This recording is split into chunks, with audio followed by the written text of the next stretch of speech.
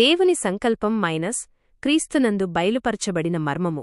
ప్రియమైనవార్లారా, అపోస్తలుడైన పౌలు తన పత్రికల ద్వారా క్రైస్తవ విశ్వాసానికి ఒక నూతన అర్థాన్నిచ్చారు. ముఖ్యంగా ఆయన ఉపయోగించిన మర్మము అనే పదం కేవలం ఒక రహస్యం మాత్రమే కాదు, అది దేవుని మహిమాయుక్తమైన ప్రణాళిక. మర్మము అనగా ఏమిటి? సాధారణంగా మర్మము అంటే ఎవరికీ అర్థం కానిది అని మనం అనుకుంటాం. కాని పౌలు దృష్టిలో మర్మము అంటే గత కాలాల్లో దాచబడి ఇప్పుడు దేవుని ఆత్మద్వారా తన పరిశుద్ధులకు వెల్లడి చేయబడిన సత్యం. ఇది మనుషులు తమ స్వంత జ్ఞానంతో కనిపెట్టినది కాదు, పరలోకపు తండ్రి తనంతట తానుగా మనకు బయలుపరిచిన అద్భుతమైన సంకల్పం. అన్యజనుల రక్షణ మైనస్ ఏక శరీరము.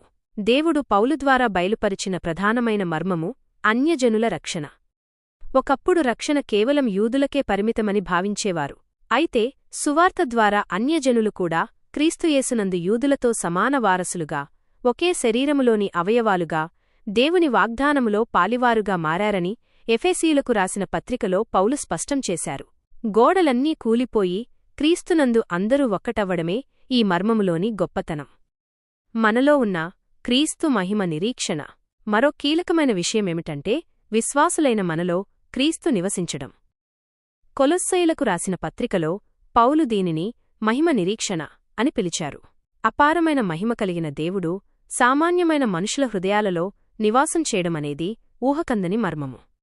ఇది మనకు రాబోయే నిత్యమహిమపై భరోసానిస్తుంది. క్రీస్తు మరియు సంఘం. పౌలు భార్యాభర్తల సంబంధాన్ని ఉదాహరణగా తీసుకుంటూ క్రీస్తుకు మరియు సంఘానికి ఉన్న అనుబంధాన్ని వివరించారు. దీనిని ఆయన ఒక గొప్ప మర్మము అని పిలిచారు. క్రీస్తు సంఘాన్ని ఎంతగా ప్రేమించి తనను తాను అర్పించుకున్నారో, సంఘం ఆయన శరీరమై ఎలా ఉందో వివరించడం ద్వారా దైవిక ప్రేమ యొక్క లోతును మనకు తెలియజేశారు. భక్తిని గూర్చిన మర్మము మరియు పునరుత్థానం. అంతేకాక దేవుడు నరుడుగా ఈ భూమిమీదకు రావడం అంటే శరీరధారిగా ప్రత్యక్షమవ్వడమనేది భక్తిని గూర్చిన గొప్ప మర్మమని తిమోతికి రాసిన పత్రికలో మనం చూస్తాం. అలాగే అంత్యదినాన మృతుల పునరుత్థానం గురించి వివరిస్తూ మనమందరం నిద్రించమని, కాని రెప్పపాటున అందరం అద్భుతంగా మార్పు చెందుతామని పౌలు ఒక నిరీక్షణతో కూడిన మర్మాన్ని ప్రకటించారు. ముగింపు. సారాంశమేమిటంటే ఈ మర్మములన్నీ యేసుక్రీస్తు అనే కేంద్రబిందువు చుట్టూ తిరుగుతాయి. పాత నిబంధనలో నీడగా ఉన్న సత్యాలు ఇప్పుడు క్రీస్తు ద్వారా తేటతెల్లమయ్యాయి.